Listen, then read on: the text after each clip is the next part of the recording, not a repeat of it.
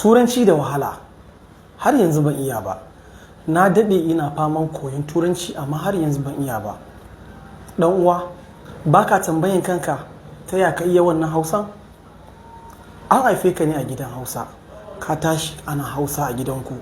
In ka je kasuwa da Hausa kake magana, a makaranta da Hausa ake ma karatu. Idan dai ka tashi a gari ne na Hausawa, ta ya ba za ka iya Hausa ba? To ƙaddara ka tashi ne a gidan Turanci, kana zuwa makaranta ana karantar da kai Turanci da Turanci, kana zuwa kasuwa ka yi harƙallanka da Turanci, in da ka je asibiti kana magana ne da Turanci, likita na maka magana da Turanci, ta ya ba za ka iya Turanci ba? Yanzu ka gane inda damuwanka yake? Ko kuma har yanzu? To bari in fayyace maka. A yayin da ka zauna baka wani hoɓɓasa, baka son yin Turanci, sai ka ce ai ban iya ba, ba na so a mun dariya, to tabbas ko ba za ka iya Turanci ba.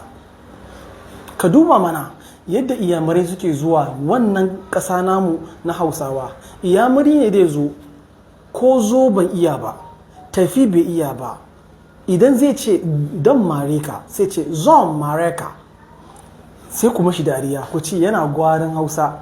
Ka ce wannan ai bagware ne, bagware ne. Amma idan ka bashi waɗansu shekaru kaɗan, sai ka ga wannan iyamuri yana jin Hausa rarau, har ka ji na ƙunduman manya-manyan ashariya, har da gulma ma ya iya.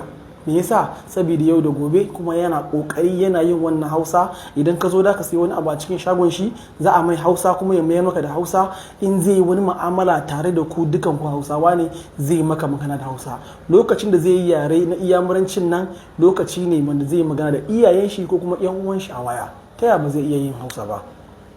Kai fa, ba za ka gwada irin nasu ba? Ba za ka gwada ka ga yadda ake yin wannan irin yare kai maka ɗauka ba? Ka gwada yi mana, ka dinga yin magana da Turanci. Dan Turancin da ka iya kaɗan, ka killace su ka dinga yi. Good morning, how are you? Idan ka tashi da safe ka ce wa matanka, good morning my dear, how are you? Yaya kike? Barka da safiya. Shi kenan abin da ka iya kenan. Give me that cup, give me that cup. Ba ni wannan kofin. Ka dinga ɗan tsarkafawa ɗaya. I don't want noise. Bana son hayaniya. Can you please keep quiet? Can you please keep quiet? Dan Allah za ku yi yin shiru? Kana gwadawa a hankali. Da wannan hankalin da ake yi a hakan idan ka dage kana yin su, ba sai ka yi manya-manyan Turanci ba ko kuma manya-manyan girama. Shi idan ka lura wannan iyamuri idan ya zo ba wani giraman da ke dubawa, bai san me aikatau, me bayyanau, me ne abu guda ɗaya ko guda biyu, ko ya yana kwaɓa Turanci shi ne. Idan an ce mishi ku nawa ne a nan, sai ce mu daya ne. Maimakon ya ce ni ɗaya ne, sai ce mu daya ne. Sai ku mishi dariya. Kai ma bara ka fara hakan ba? Ka gwada yi mana. Ka dinga yin Turancin ana kwaɓawa, ana maka dariya. Wani rana za ka zamto kai ma gwani ne. Zaura mu koyi Turanci.